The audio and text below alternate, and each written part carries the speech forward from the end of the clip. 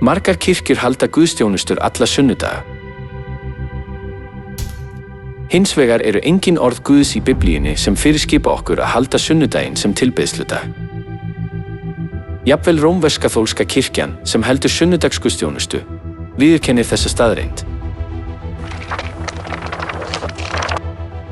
Að ógleymdum öðrum dæmum er ekki hver kristinn maður skyldugur til að helga sunnudaginn og halda sig frá óþarfa vinnu á þeim degi.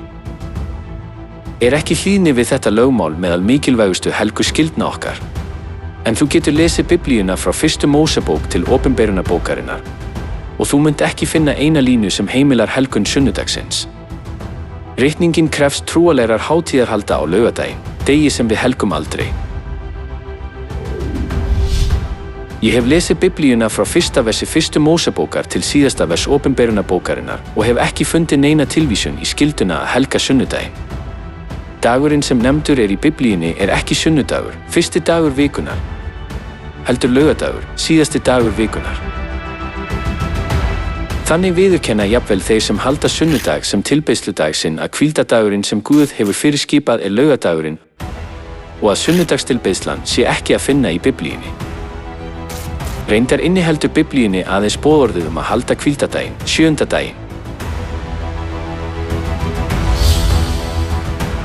Fyrst skulum við skoða fjórða boðorðið af boðorðunum 10 sem Guð Jehóva gaf á tímum Gamla testamentisins.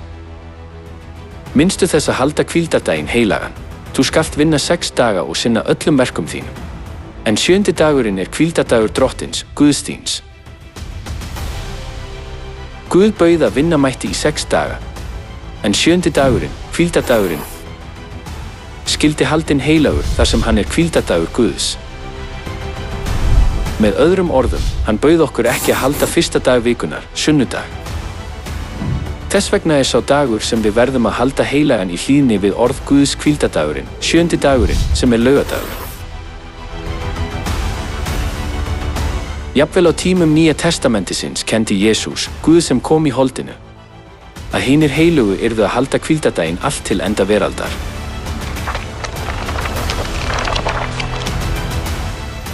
Biðjið að flótti yðar verði ekki vetur eða á hvíldardegi.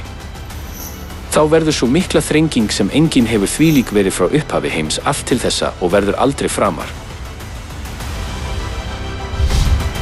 Jesús sagði okkur að biðja þess að síðasti dagur þrengingarinnar félli ekki á hvíldardegi. Þetta þýðir að hinir heilugu verða að halda hvíldardaginn heilagan allt til enda veraldar.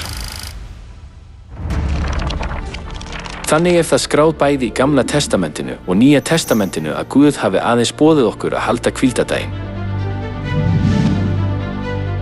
Það kemur hvergi fram í Biblíunni að halda sunnudaginn, fyrsta dag vikunar. Engu að síður hafa margar kirkjur í dag yfirgefið hvíldardag Guðs og halda sunnudagsþjónustur sem er ekki að finna í Biblíunni. Hvað verður þau?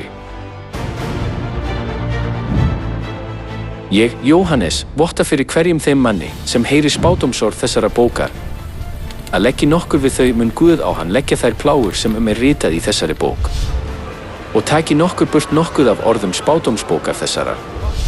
Þá mun Guð burt taka hlut hans í lífsins tré og í borginni helgu sem er ritað í þessari bók.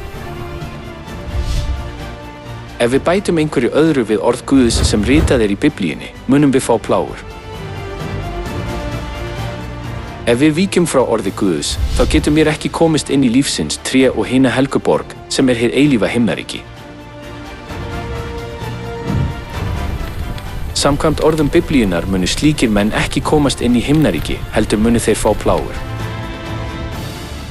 Þess vegna skulum við muna að bæta hvorki við né draga frá orðum Guðs.